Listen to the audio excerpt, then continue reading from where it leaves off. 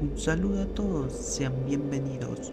Hoy les traigo una experiencia muy intrigante en el fascinante mundo de los viajes en el tiempo. Probablemente sea un tema que les interese tanto como a mí. Espero que les guste. Y recuerda que esta es la punta del iceberg y estos son algunos casos y temas bastante conocidos. Mientras más profundo se exploren estos casos, que la mayoría desconoce y que puede resultar muy inquietantes. Aún así, todo lo que verás a continuación es bastante interesante. Sin más que decir, comencemos. El experimento Filadelfia. Un experimento militar naval, según se dice, se llevó a cabo en el astillero naval de Filadelfia, Pensilvania, de los Estados Unidos, entre alrededor de 28 de octubre de 1943. Se dice que fue diseñado para el destructor de escoltas de la USS Hendrix se volviera ópticamente invisible para no ser detectado por el enemigo. Este experimento también fue conocido como el Proyecto Arcoíris. Algunos informes aseguran que el buque de guerra regresó en el tiempo por 10 segundos. Sin embargo, la cultura lo ha representando realizando saltos temporales más extensos. El proyecto Montauk, una serie de iniciativas secretas sobre el gobierno de los Estados Unidos, supuestamente realizadas en la estación de la Fuerza Aérea de Montauk, en Long Island. El propósito era llevar a cabo investigaciones secretas, incluyendo los viajes en el tiempo, en el que Jack Valle, conocido ufólogo, describe que las afirmaciones del proyecto Montauk como una consecuencia sobre el experimento Filadelfia. John Titor apareció en un foro de internet en el año 2000 y aseguró que su provenía del futuro. Dijo que gracias a su máquina del tiempo, supuestamente construida por General Electric, había logrado viajar al 2036 a 1975. Se identificaba como un soldado del ejército de los Estados Unidos con base en Tampa, Florida. El hombre decía tener una misión especial, obtener una computadora IBM 5100 de 1975, lo cual ya había conseguido. Sin embargo, se quedó atrapado en el año 2000.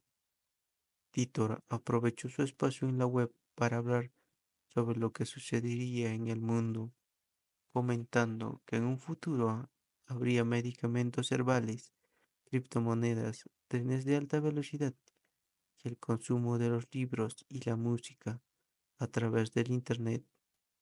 Además, los automóviles disminuyeron su uso y habríamos logrado el contacto con ovnis o diversas razas alienígenas, aunque el individuo decía estar atrapado en el 2000, nunca reveló su ubicación.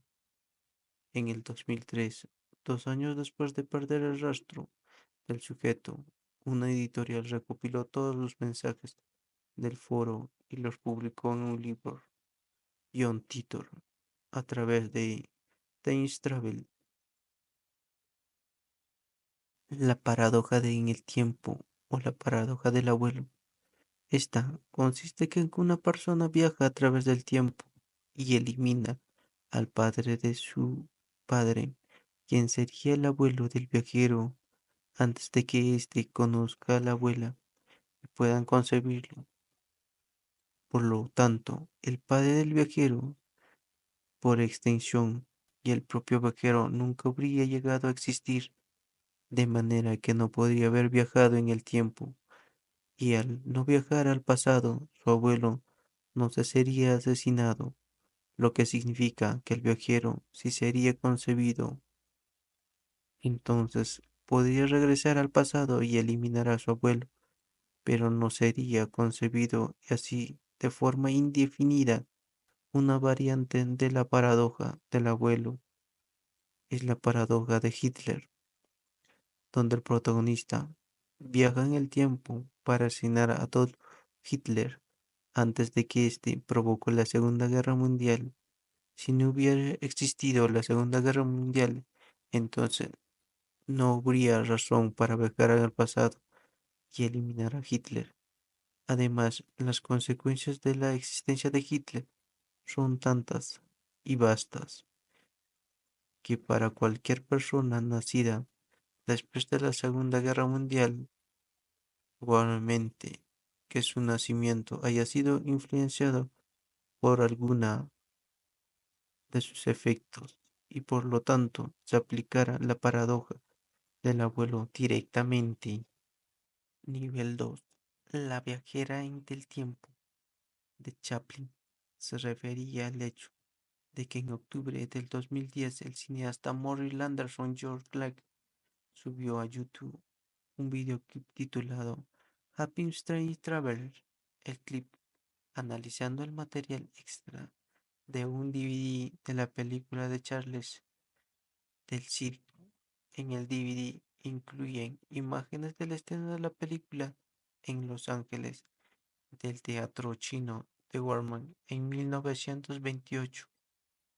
Un momento se observa a una mujer caminando, sujetando un objeto en la oreja. Clark dijo que tras un examen más detenido, parecía estar hablando a un dispositivo delgado y negro que parecía un teléfono inteligente, concluyendo que la mujer era imposible que sea una viajera en el tiempo. El clip se detuvo a tener millones de reproducciones y visitas. Fue objeto de reportajes televisivos. Nicole Jackson, editor asociado al Take Atlantic, señala que la respuesta más probable es que estaba usando algún audífono portátil, una tecnología que apenas se estaba desarrollando en esos momentos. La conjetura de la protección de la cronología. Esta es una hipótesis formulada por el físico inglés Stephen Hawking, quien sostiene que las leyes de la física son tales que impiden el viaje en el tiempo en cualquier escala que no sea microscópica.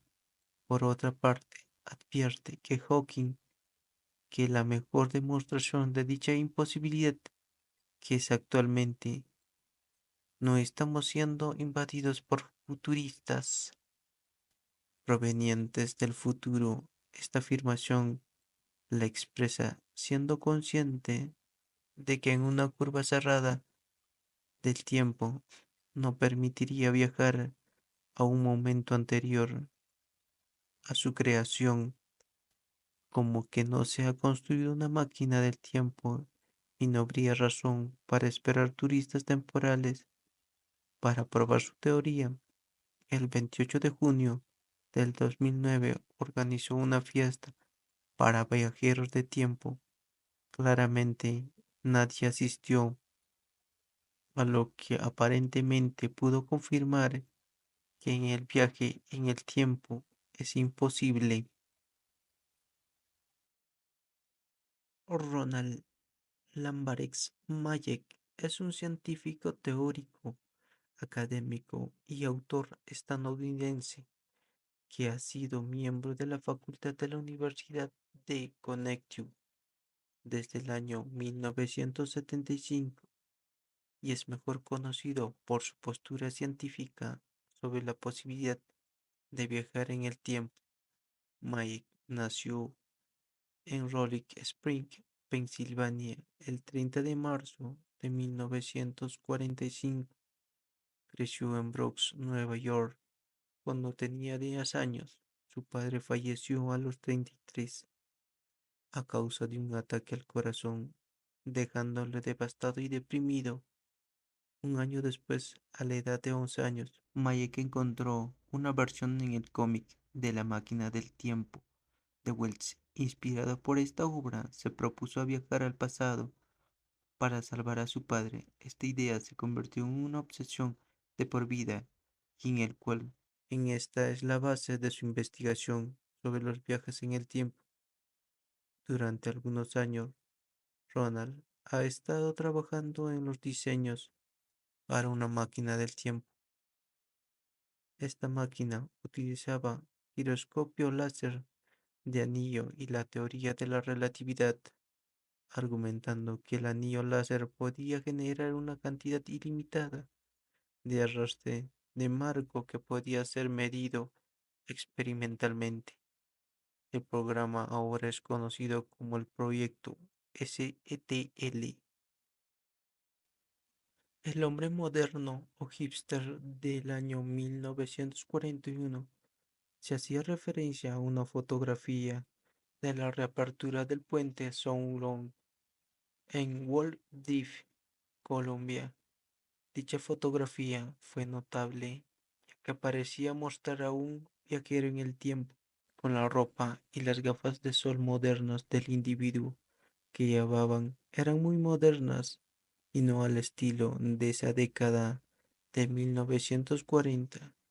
Otras investigaciones sugieren que la apariencia del hombre moderno puede ser no tan contemporánea, ya que el estilo de las gafas aparecieron por primera vez en 1920. Se puede ver a Barbara Strauch con un par similar en la película Doble Indemnización de 1940. Por su parte, el hombre es considerado por muchas personas debido a que llevaba una camiseta de una empresa moderna, pero en una inspección más minuciosa parecía ser un suéter con un emblema conocido. El tipo de ropa a menudo era usado por los equipos deportivos de la época. El resto de su vestimenta parecía haber estado disponible en ese momento, aunque la ropa que usó es mucho más informal de las otras personas en la fotografía. El debate se centra en la imagen realmente muestra a un viajero del tiempo o ha sido manipulada. Nivel 3. El tiempo es una ilusión. Es una teoría física propuesta por el físico italiano Carlo Rovelli, quien sugiere que en el tiempo es una construcción de la mente y que forma en el que percibimos no es necesariamente la forma que funciona correctamente. Según Rovelli, el tiempo es una ilusión de nuestra mente que resulta conveniente para desenvolverse en el mundo, en un universo con leyes físicas que nos marcan una tendencia imparable. El calor tiende a dispersarse, transitando de los cuerpos calientes a los fríos. La percepción del tiempo es conveniente porque nuestra vida depende de hacer buenas predicciones. Somos hábiles predictores que usamos pasado para interpretar y anticipar lo que sucederá en un futuro. Cuando alguien lanza una piedra, solo fijándose en la trayectoria inicial, velocidad puede prever dónde caerá. No es que hagamos cálculos con un lápiz y un papel, es que nuestro cerebro hace esos cálculos por nosotros y entiende cómo funcionan las cosas. Una de sus variables principales es el tiempo. La percepción y el uso del tiempo es conveniente para cuidar las cosechas, planificar las cosas o regresar a casa antes de que anochezca. Somos seres conscientes que habitamos en un tiempo porque solo vemos una pálida imagen en un mundo. Greta Thunberg, la viajera en el tiempo, se hace referencia a que, según varios usuarios de las redes sociales, es una activista que llegó en el año 1898, casi un siglo atrás. Esta teoría proviene de una foto tomada a finales del siglo XIX, donde aparecen varios niños, uno de ellos con un notable parecido a Greta. Se sabe que la fotografía fue tomada en 1898 en el territorio de Yukon, Canadá. Muchos de los sostienen que la teoría es veraz y afirman que la semejanza entre ambas niñas va más allá de lo físico, pues según la imagen, ambas parecen tener una gran conexión con el medio ambiente. El spammer del tiempo, que envió numerosos correos electrónicos basura en Internet entre el año 2001 y 2003, El asunto de los correos era siempre el mismo. El individuo buscaba encontrar a alguien que le pudiera proporcionar un generador de deformación dimensional.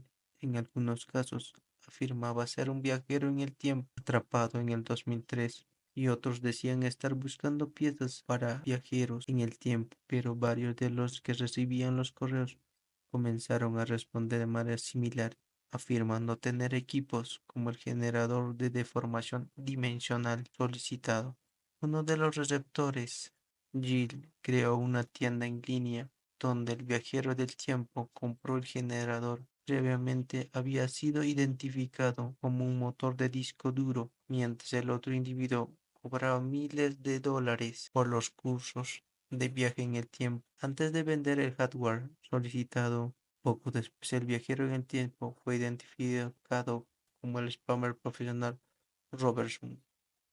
A pesar de que los intentos de Soprano de viajar en el tiempo eran una creencia seria, su padre temía que quienes podían responder sus correos se aprovecharan de sus problemas psicológicos. El accionista del tiempo se refiere a Andrés Gal, quien fue detenido en enero de 2002 por violaciones a la seguridad de la Comisión de Valores de Estados Unidos. Tras realizar 126 operaciones de alto riesgo, teniendo éxito en cada una de ellas, según informes de la época, Cal comenzó con una inversión de $800 y terminó con más de $350 millones, lo que llamó la atención de la serie. Reportes posteriores indicaban que tras su detención presentó una confesión de 4 horas en donde decía ser un viajero del tiempo proveniente de los años 2000 en un futuro. Ofreció a los investigadores información sobre el paradero de Osama Bin Laden y la cura para el SIDA a cambio de una pena menor y poder regresar a su época, aunque negó revelar a los investigadores el paradero o el funcionamiento de la máquina del tiempo. Nivel 4. La historia del hombre que vino de Tauret. Esto ocurrió en 1954, cuando los empleados del Aeropuerto Internacional Narita en Tokio, Japón, enfrentaron un curioso problema con un pasajero que se transportaba de un avión a otro. La reacción de los oficiales fue de asombro, ya que el sujeto les dijo que era de un país que jamás existió, Tauret. La Segunda Guerra Mundial acababa de finalizar hace unos 9 años y los japoneses estaban adaptándose a ver personas peculiares. El pasajero conflictivo era un hombre de piel clara que hablaba francés, pero poco se defendía bien en el inglés y aseguraba que Tauret se encontraba en Europa. Lo más extraño de la historia apenas comenzaba cuando el hombre mostró su pasaporte emitido, firmado, fechado y sellado por las autoridades de Tauret. Su pasaporte se observaba su nombre y su número de documento, fecha de nacimiento, nacionalidad los sellos auténticos y de otros países europeos asiáticos que había visitado. Al llamar al personal, lo buscaron en el historial de abordaje y no encontraron al individuo. El personal del avión, como las azafatas, afirmaron que el misterioso pasajero de Tauret había viajado en ese vuelo, ya que llevaban 6 horas y las autoridades no resolvían nada. Uno de los oficiales les mostró un mapa del mundo y con su inglés básico le preguntó de dónde pertenecía. El sujeto sufrió una crisis nerviosa, pues en su país no aparecía. Solo pudo señalar un lugar entre Francia y España. Dicho lugar se encontraba entre los dos países, pero no figuraba como Tauret, sino como Andorra. Lo llevaron a un hotel para pasar la noche y fue escoltado por 2 personas. A la mañana siguiente, a su puerta tocaron para llevarlo a Tokio y continuar el caso, pero solo hubo silencio, ya que el sujeto nunca contestó y finalmente los guardias se abrieron la puerta, llevándose una sorpresa de su vida, que el hombre misterioso, hacía como había llegado, había desaparecido junto con sus pertenencias. Muchas personas sostienen que la historia es real y por ello es considerada uno de los más grandes misterios del mundo, así como de los posibles viajeros en el tiempo a través del universo. El incidente de Morbelli Jourdain, también conocidos como las fantasmas de Petit Diamant de Versalles, fue un suceso que ocurrió el 10 de agosto de 1901 en los jardines de Petit Diamant, el cual involucró a dos mujeres, Charlotte Amalie Moberly y Eleanor Jourdain. Ambas mujeres tenían antecedentes educativos. El padre de Moberly era un maestro y un obispo, y el padre de Jourdain era un vicario. Durante su visita a Versalles exploraron el Petit Theaton, un pequeño castillo en los jardines del Palacio de Versalles, donde supuestamente experimentaron un viaje al pasado. Vieron a María Antonieta y otras personas de esa época. Tras investigar la historia del Palacio, comparar la descripción de su experiencia, publicaron su relato en 1911 bajo los nombres de Elizabeth Morrison, Frances Lamont. Su historia generó gran sensación, fue objeto de innumerables burlas.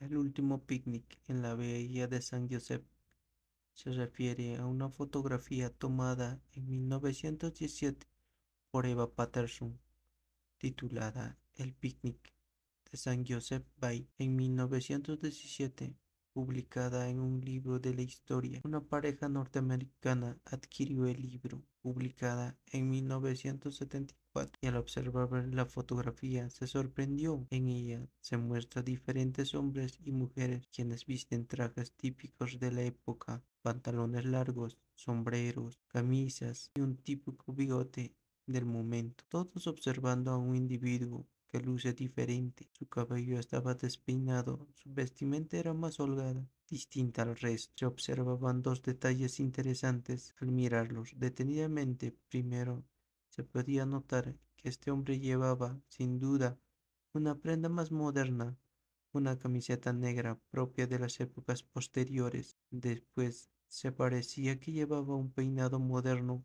ajeno a 1917, pero lo más llamativo es sin duda la reacción de los dos hombres que estaban al lado del personaje y lo observaban asombrados, extrañados por su vestimenta. Es evidente que este tipo desentona, que para quienes están cerca a este era raro y llamaba la atención al mostrarse diferente de la vestimenta. El teléfono inteligente del Mundial de Chile en 1962 hace referencia a una fotografía en la que aparece Garrincha, el astro brasileño, levantando la Copa del Mundo tras ganar la final del Mundial de Chile de 1962. Entre la multitud de los fotógrafos destaca uno que en lugar de llevar su aparatosa cámara, sostiene en su mano lo que al parecer viene siendo un teléfono móvil. La posible explicación a esta es que se trata de una cámara de doble lente vista desde el punto de atrás. Se menciona que se trata de una popular cámara japonesa fabricada entre esas décadas. El cosmovisor fue el nombre dado a un supuesto artefacto que decían que era capaz de mostrar en su pantalla eventos del pasado y del futuro. Su existencia fue alegada por el padre François Brunet, autor de varios libros sobre fenómenos paranormales y de la religión. En su libro Nuevos Misterios del Vaticano, afirmó que el aparato había sido construido por el sacerdote y el científico italiano Marcello Pellegrino Emetri, mientras el padre Emetri era una persona real. La existencia y mucho menos la funcionalidad del cosmovisor nunca había sido confirmado. También se decía que el cosmovisor viajaba de un lugar a otro, haciendo aparecer aleatoriamente a cualquier parte del mundo, muchas veces viajando en el tiempo. Y por último tenemos el nivel 5. Rudolf, conocido en la leyenda urbana como Rudolf Edman, y es un personaje en torno al cual gira un relato de ciencia escrita en 1952 por Jack Freiman y que posteriormente se convirtió en una de la leyenda urbana. Según el relato, una joven con un aspecto propio del siglo XIX y en posesión de objetos de esa época, se encontraba completamente desconcertada en la mitad de Teenage White en 1951, momentos antes de ser atropellada por un automóvil y morir, lo cual sugiere que no pudo haber viajado involuntariamente un ciclo hacia adelante en el tiempo. La historia de Rudolph se convertiría en una de las leyendas urbanas más importantes del año de 1970 y ha sido repetida ocasionalmente desde entonces a partir de su difusión a través del Internet y las redes sociales. En 1990, por lo general, se presenta como una serie de hechos reales que prueban la existencia del viaje en el tiempo. Dick Lock, o la máquina del tiempo nazi, era supuestamente un dispositivo tecnológico nazi de alto secreto, arma secreta popularizada por el periodista militar y autor Nick Cook, quien lo asoció al ocultismo nazi y la gravedad. La investigación de la energía libre, Dick Cook y otras supuestas armas milagrosas nazis han sido dramatizadas en videojuegos, programas de televisión y novelas. El autor Nick Cook identificó afirmaciones sobre el Dick Klugen como originales en el libro polaco de 2000, Prada, de la UFO, La verdad sobre el arma maravillosa, de Igor Witowski. Cook describió las afirmaciones de Witowski sobre un dispositivo llamado la campana, diseñado por científicos nazis, que era un artefacto giratorio brillante del cual se rumoreaba que tenía algún tipo de efecto antigravitatorio. Podía ser una máquina del tiempo, parte de un programa para fabricar platillos voladores. El iPhone, en una pintura de 1860, se hace referencia a un cuadro titulado La Esperada, en que se encuentra en exhibición en el Museo de Neuer Pinakothek de Múnich, en Alemania.